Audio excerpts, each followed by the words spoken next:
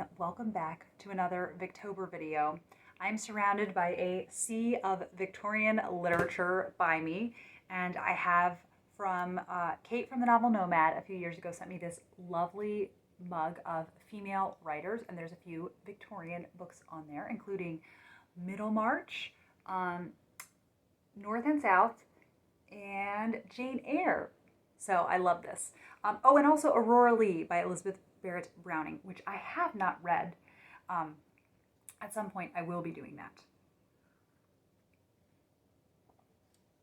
So I am very excited to do this video. The inspiration just came to me this morning, and I think I kind of had this idea ruminating for a bit, but I felt I didn't know how I would execute it. But now that I feel more confident with timestamps, and so if there is something that I want to touch on that might be a bit of a spoiler for one novel that some people have read, but they, haven't read the others, then the timestamps will be helpful. So there will be spoilers about these chapters because some of them are chapters towards the very end of these books I'm going to speak about.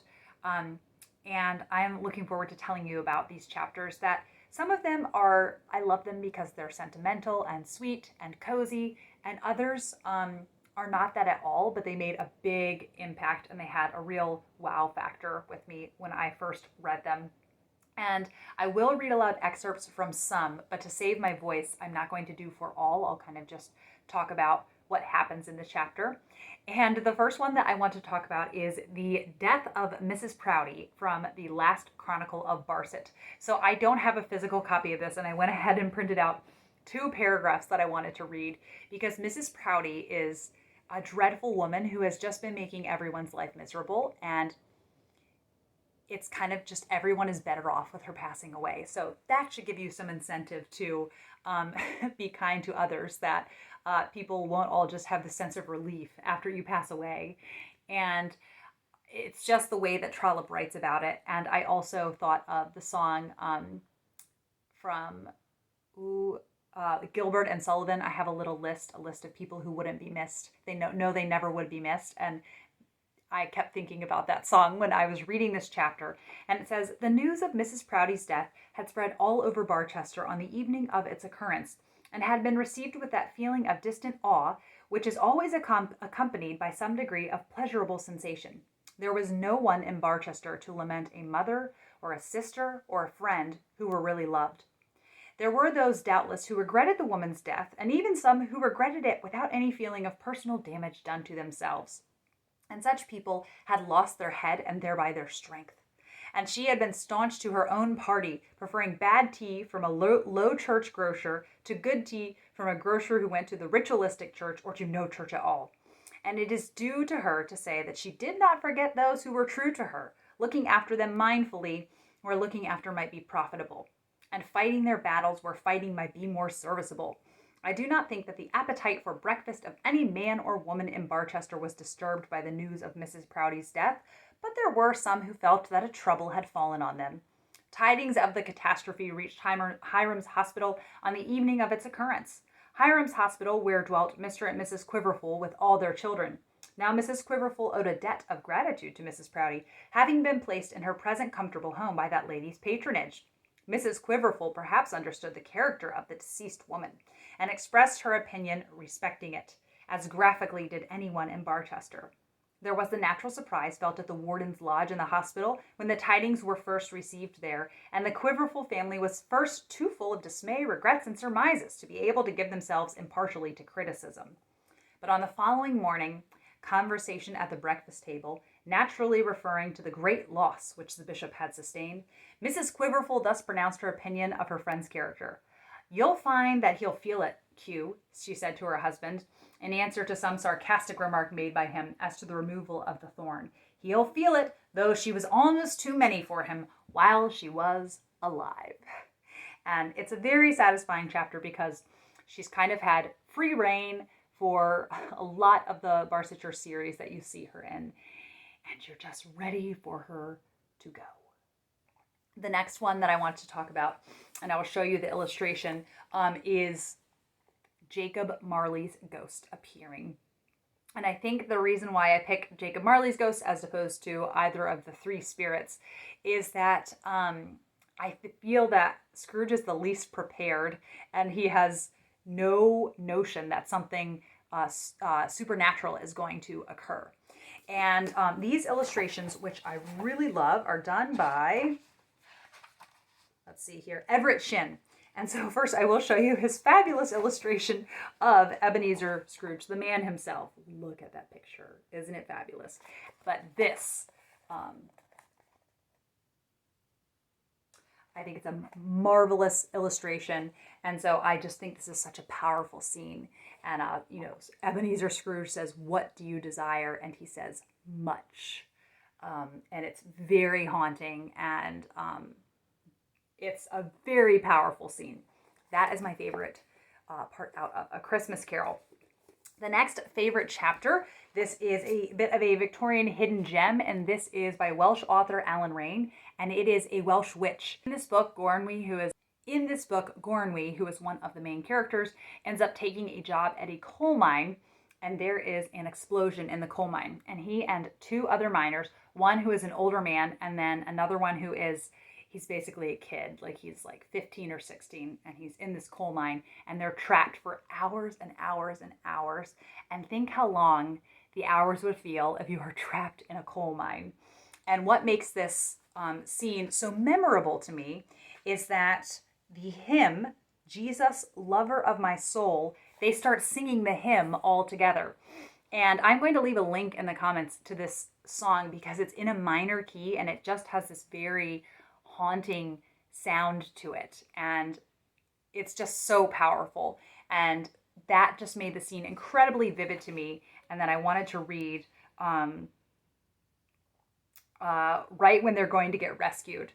Gornwy did not answer. He had heard something which sent a throb to his heart. Hark again, a clink, and seizing the hammer with renewed strength, he knocked in return. There was no mistaking. That was the clink of a pick.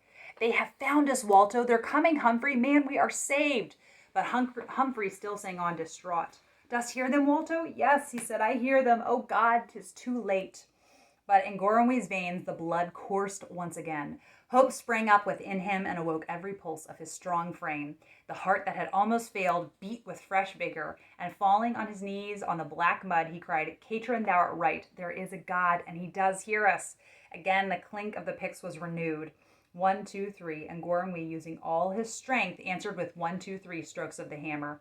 Yes, he was heard, and among the miners on the other side of that bank of debris, there arose a shout of gladness, for hope had almost died within them. So long had been their search, and so fruitless. When at last, however, a rush of air came over that black pool of horror, and the glimmer of a lamp shone in upon its surface, he himself gave way and swooned in sheer excess of joy. And the chapter is, 3, 4, 5, 6, 7, 8. So that's 8 pages of just being trapped. And then they start singing, what wondrous love is this? And, Jesus, lover of my soul. And then they are rescued. And it was a very vivid reading memory for me in my second Victober. The next chapter that I want to speak about, and I feel emotional whenever I think about this chapter. The next chapter that I want to speak about is from Middlemarch. And I get choked up whenever I think about this chapter. And it is the culmination of the romance between Dorothea and Will Ladislaw. And it is so subtle.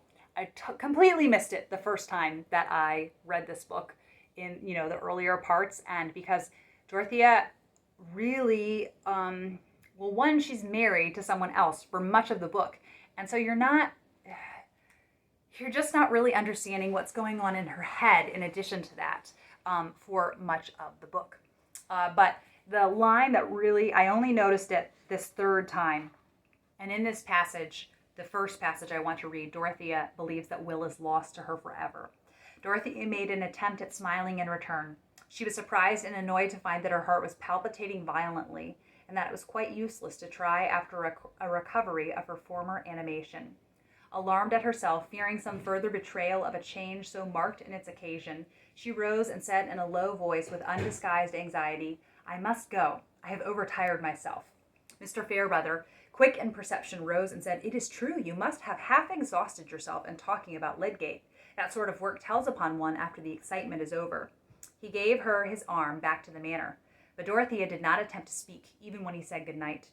The limit of resistance was reached, and she sunk back helpless within the clutch of inescapable anguish. Dismissing Tantripp with a few faint words, she locked her door and turned away from it towards the vacant room.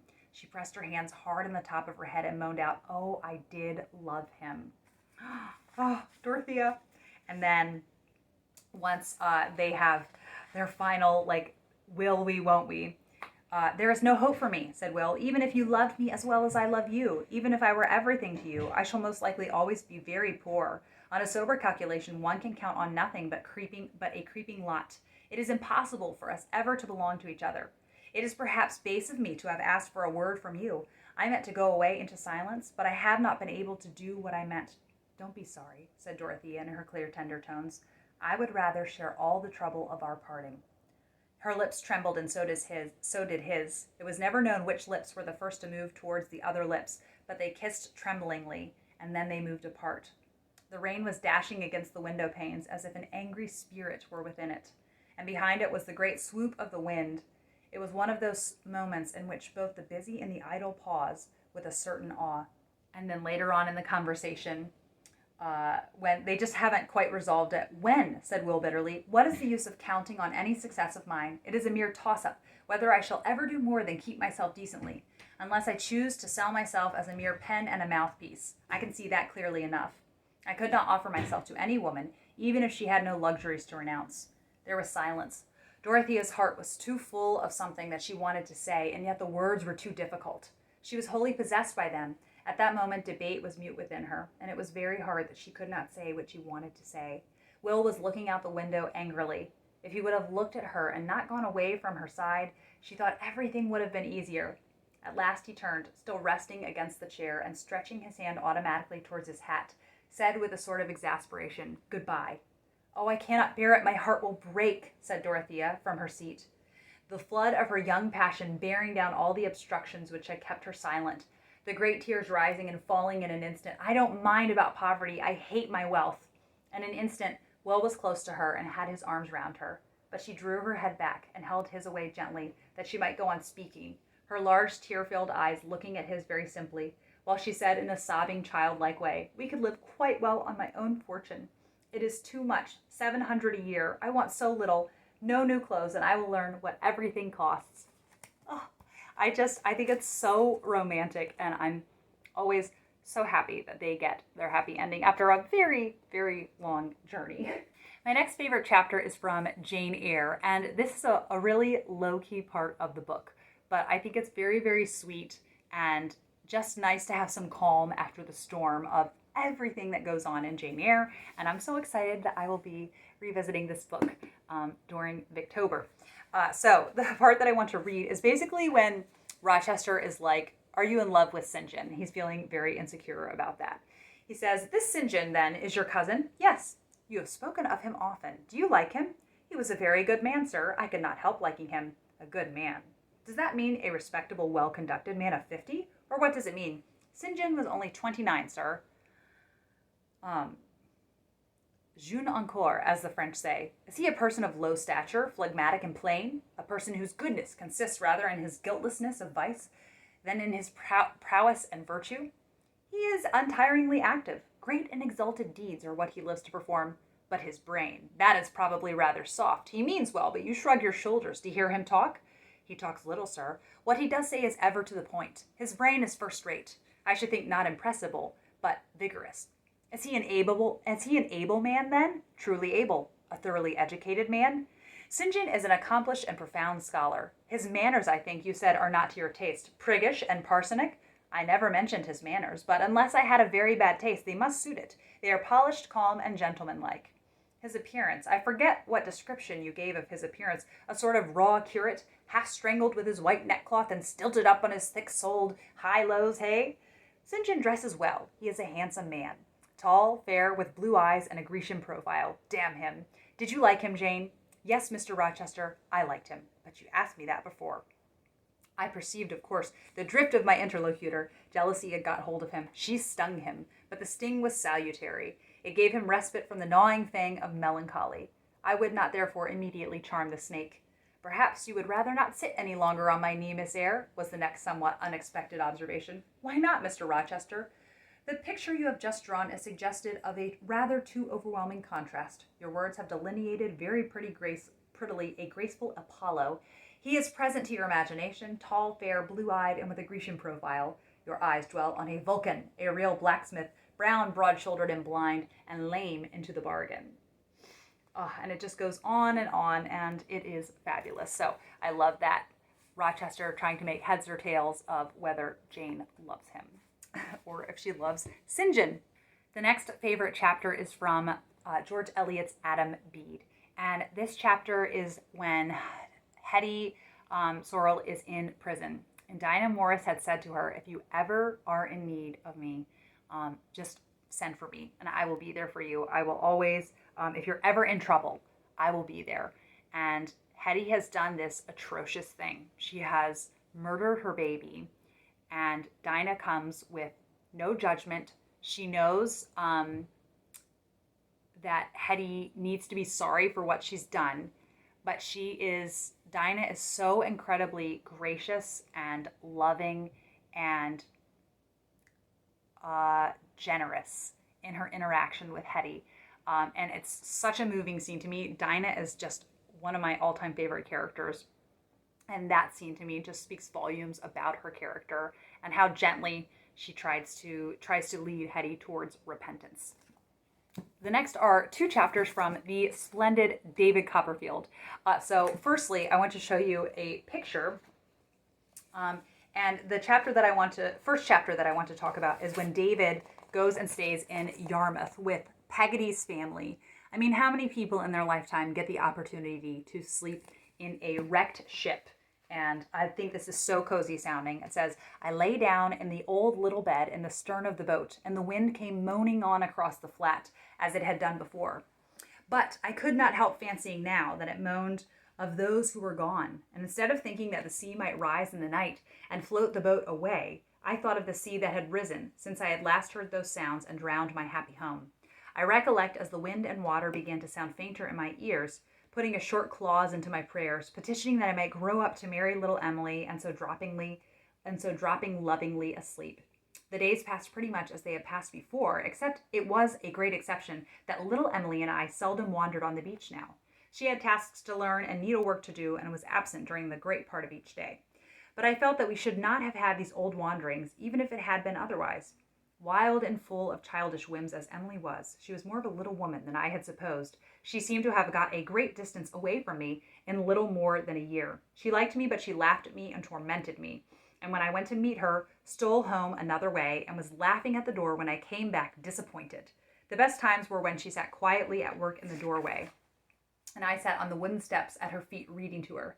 It seems to me at this hour that I have never seen such sunlight as on those bright April afternoons, that I have never seen such a sunny little figure as I used to see, sitting in the doorway of the old boat, that I have never beheld such sky, such water, such glorified ships sailing away into the golden air. And what a splendid, splendid chapter that is. And then the other one that I want to talk about is when he first meets Betsy Trotwood. And this is such a fabulous illustration. And he shows up. Betsy Trotwood has completely forgotten about him. My shirt and trousers stained with heat, dew, grass, and the Kentish soil on which I had slept, and torn besides, might have frightened the birds from my aunt's garden as I stood at the gate. My hair had known no comb or brush since I left London. My face, neck, and hands were from unaccustomed exposure to the air and sun, were burnt to a berry brown. From head to foot, I was powdered almost as white with chalk and dust, as if I had come out of a lime kiln. In this plight, and with a strong consciousness of it, I waited to introduce myself and to make my first impression on my formidable aunt. And then I love when she calls Mr. Dick down, because she's so at a loss, and she says, now, what here you see young David Copperfield, and the question I put to you is, what shall I do with him?